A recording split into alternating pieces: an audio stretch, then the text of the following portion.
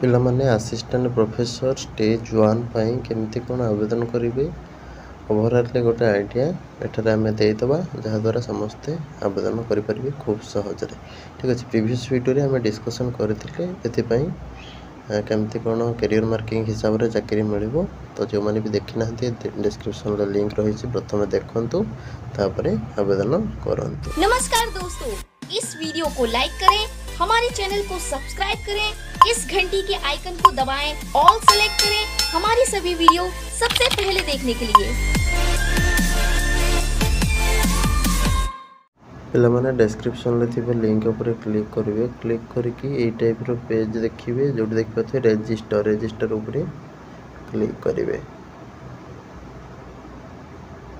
Register ऊपर click कले ए type रो आसी जिवो। तो एटी निजर यूजर नेम मेंशन करिवे बा क्रिएट करिया पय गोटे यूजर नेम देबे, email address, phone number, date of birth, password confirm करिवे। पासवर्ड को ए जो कैप्चा देखुचंती एटा को एंटर करिवे। तापर जनरेट ओटीपी ऊपर क्लिक करिवे, तापर एंटर करिवे दुईटा जाक ओटीपी आनी ईमेल रु एवं फोन नंबर। तापर रजिस्टर बटन ऊपर क्लिक करिवे।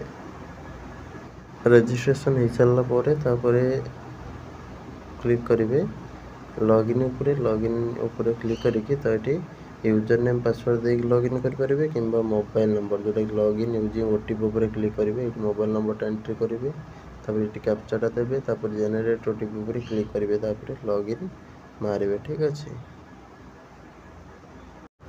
बर्तमान ये टाइप देखिए होम प्रोफाइल। तो ये जो देखते माई प्रोफाइल से आगे अपडेट करने।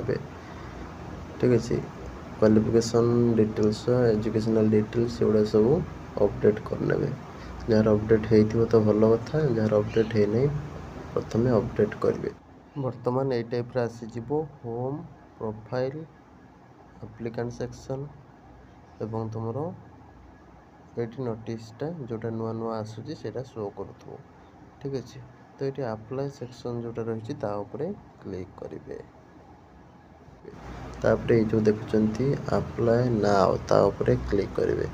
क्लिक कलापर तो ये सिलेक्ट करेंगे एग्जाम। ठीक अच्छे, जार भी जहाँ चूज करार अच्छी, सपोज मुझे असिस्टेंट प्रोफेसर ओडिया देदेली, तापर अप्लाई नाउ पर क्लिक करके आवेदन करेंगे। ठीक अच्छे, तो 16 एप्रिल रोचे लास्ट डेट। से अनुसार जो मैंने सब आवेदन करने को चाहूँ तो निश्चित भाव में आवेदन करनी। ठीक अच्छे, क्वालिफिकेशन ये सब डिटेल्स चेक करके।